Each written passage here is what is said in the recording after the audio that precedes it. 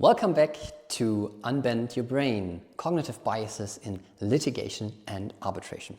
This episode is, as always, powered by Masario Olbrich. My name is Philipp Köpse. And my name is Till Olbrich.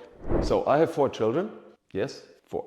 2 daughters, Amelie and Luisa, already grown up. And 2 twin boys, Tom and Luca. They're 11 years old. 2 real rascals. And with any child of that age, they don't ever want to go to bed in the evening, right?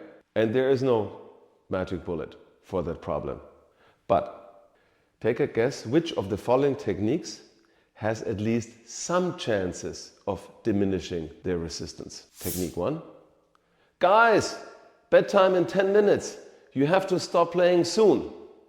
Or, hey boys, guess what? You still get another 10 minutes to play before going to bed. I guess the second one works better, right? Let's take another example. You're in the grocery store. While strolling through the aisles, you see 2 different beef products. Both cost and weigh exactly the same. One is labeled 80% lean and the other 20% fat.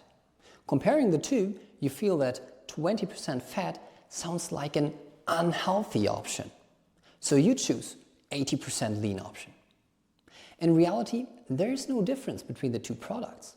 But one sounds more appealing than the other. Framing. One more example. This one about communicating unemployment rates. For the same facts, we can say the employment rate will remain largely stable as unemployment increases only by 0.3%.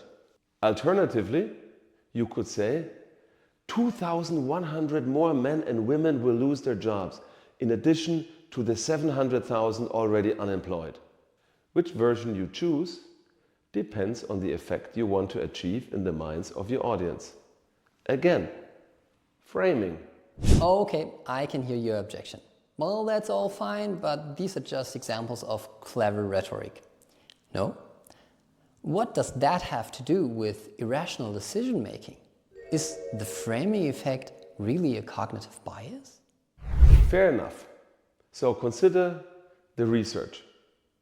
For example, these experiments. Coin flipping. I offer you a deal. I flip this coin. You bet on heads or tails. If you win, you get 110 euros. If you lose, you pay only 100. Will you do it? Probably not. But why not? Rationally, it's a good deal. But you're not alone. In experiments, one had to offer 150 euros and more, as high as 250 euros, before participants were willing to take the bet. Or imagine this. If I offer you a lottery ticket for $80, which gives you a 0.2 chance of winning 1,000 bucks, would you take it?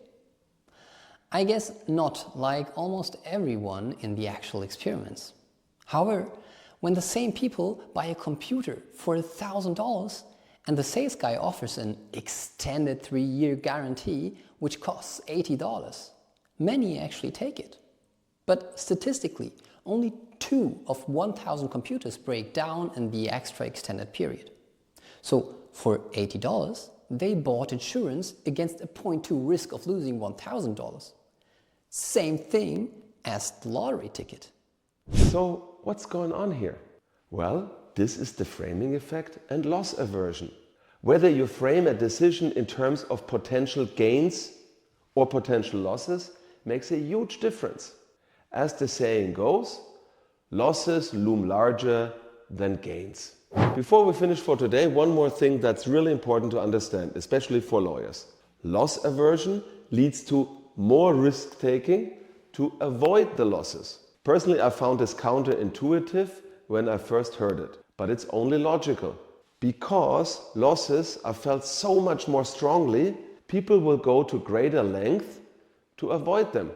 And conversely, people will take less risks when they think about potential gains. The coin flipping experiment I talked about just before is a powerful illustration of that.